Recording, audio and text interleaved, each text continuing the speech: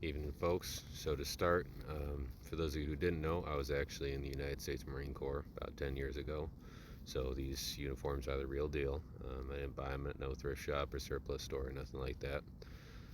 That being said, the speech ahead of you is based on information from the Gallup poll as well as other verified sources and is a compilation of my opinions on the various wars in American history. It does not represent the current United States military administration or any opinions of such in any way, shape, or form. Just got to get that disclaimer out of the way, just in case they try to come after me. So, to give you all a little background, I wanted to write a speech about the public opinion on the United States military. It's something I've kept a good eye on as things have progressed. Obviously, I won't get too deep into it just yet, but the current state is well, recruit numbers are way down. Ain't getting a lot of new recruits, new people trying to sign up straight out of high school or even after, due to the current situation of Israel and Hamas, as well as the current feelings towards the American government. In short, public opinion of the United States military matters. It's not only the reception the veterans receive when they come home or how they are treated in public, should they wear any sort of garb that says they're in the United States military, but it's also whether or not people are optimistic about joining up or would be optimistic even if there was a draft involved or anything should we enter World War III. Which basically, as it stands, reception ain't good. Nobody wants to join up right now. But let's take a look back. I'm going to start back when the Gallup poll kind of started with World War III. We're going to start looking at 1937 and up. So by 1939, the Third Reich was in full swing. Everything in Germany was not going very well for the Allied powers at that point. The Axis powers were pretty much wiping the floor with them and would continue to do so. Even at that point, the average United States American would state that they would be approving of sending aid, such as material items, food, medicine, even ammunition, airplanes, and such. But most Americans were not okay with sending actual United States military aid to these countries and declaring war on Germany. Even after the Third Reich invaded and occupied Poland, most Americans were still opposed to going into direct military conflict with Germany and would still prefer to sue for peace with Adolf Hitler. And this public opinion did continue even up to the invasion of France and occupation of France and all the other lower level European countries at that point, basically anything below the United Kingdom. It truly was not until the Japanese attacked us at Pearl Harbor and subsequently Germany declared war on us 4 days later that the American public was finally okay with sending troops overseas, and at that point, we didn't really have a choice.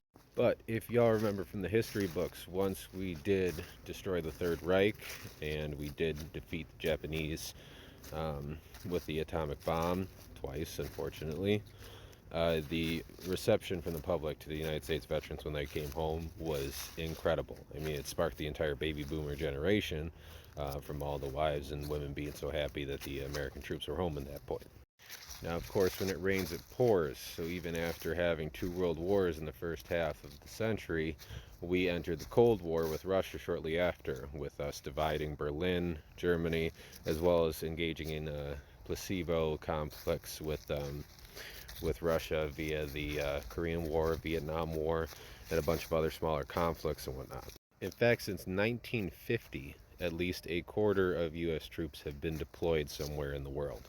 A key one you guys will remember from history books for sure is the Vietnam War. This is when the public opinion of the United States military as a whole, as well as the government, really was turning sour. The American people did not believe that we belonged to Vietnam, and many people, even today, still believe it was a mistake that we were in Vietnam. Starting in 1965 is when the demonstrations really began against Vietnam, with protests involving the women's rights movement, the civil rights movement, the African American rights movement. All of these groups were coming together to protest the Vietnam War. Now, something I don't remember from the history books, and you guys might not know, is back in 1967, the draft was actually still in place. Now, while it has been verified that a majority of U.S. troops in the Vietnam War were volunteer troops, the draft was still in effect, and people were expected to go and sign up. But by 1967, there were over 200,000 draft-related offenses and arrests taken due to people draft dodging, people opposing the draft, doing everything they can to show that they were not okay with this draft. Now, thankfully, once we start getting into the newer age with Desert Storm and Desert Shield, there was actually a 63% approval rating for us being in country and fighting that conflict. And there was still over a 50% approval rating, believing that we, if necessary, would go back and push Iraq out of Kuwait and dethrone President Saddam Hussein. Now, obviously, I wasn't alive back when World War II was going on and just kicking off, so I don't have much frame of reference for this, but I imagine that the public was pretty fired up after the attack on Pearl Harbor. I mean, any attack on U.S. soil certainly gets us fired up to go and fight the good fight and, defend ourselves.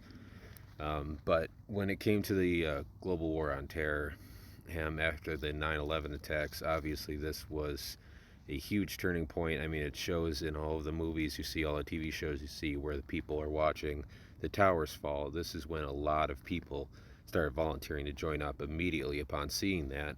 And if they were already in at that point, they were even more fired up to finish their training or to just get right over there and to defend our country from those who had attacked us. So I don't remember much of the 2011 attack, but I do remember that the early 2000s all the way up to the 2010s, early 2010s, was some of the greatest display of public appreciation for the United States military. I mean, this is when a lot of great movies and books came out, and TV shows and video games all came out. This is when people were really hyped up to join in. It was very glorified by Hollywood, by the United States military, by the United States government. But I mean, there is glory to it. You are fighting for your country. You are laying your life on the line. You may lose it. Anybody who came back whole or even with life-altering medical wounds most likely saw one of their brothers, one of the people they trained with, or one of the people they fought with die in front of them. So it was a very, very heavy thing to think about.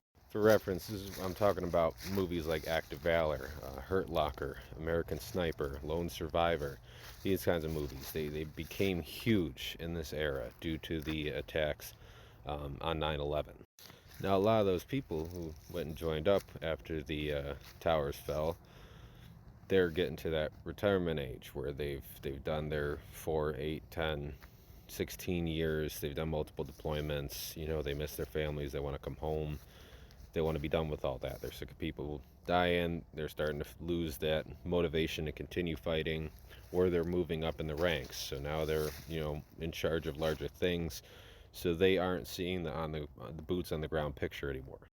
So basically now it's up to the new generation to want to get into the fight and want to join up. But they don't. They don't want to because they don't believe in what we're fighting for anymore. They don't believe in the American government. They don't feel like they should lay their lives on the line. Now, I'm not saying they're wrong.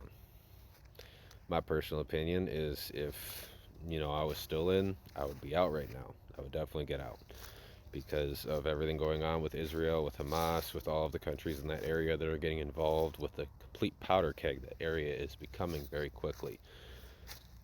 I wouldn't want to be in. This is not the time to be in.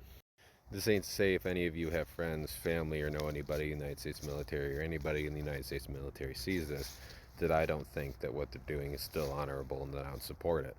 I do. Just be careful. I hope you get home safe. I will be praying for you. What I am saying is public reception is everything. And with the incredible amount of information we have access to at our fingertips, not just because we have cell phones, but because we have so many avenues to receive news now with TikTok, with Reddit, with Facebook, Instagram, with formerly Twitter. All of these apps are removing a lot of the restrictions and are allowing completely unedited information in, showing what's happening, showing things on the ground, showing the bad parts of both sides of every war. It all comes down to propaganda. We had good propaganda for our U.S. citizens about the military and about the fights we were having, all the way up into the global war on terror. But nowadays, with the level of transparency that is forced upon the government due to all the information out, propaganda doesn't work. People don't want to just join up and sign their life away and potentially lay it down for something they don't believe in, or when the people back home are not doing so well because they're gone. All in all, while some countries in the world do have a mandated military service for all men for a certain amount of years in the country, we do not. America has been a volunteer fighting force since the days of pushing the British out of the country and